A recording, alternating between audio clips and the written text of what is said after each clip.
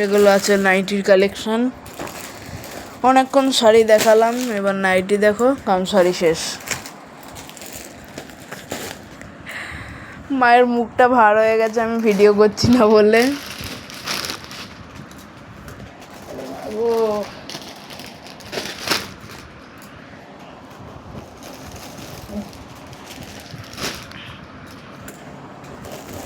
ও বাবা, এই উঠানাতে তো বাবা বেশ সুন্দর বসে বসে তুলে দিত, সেটা না।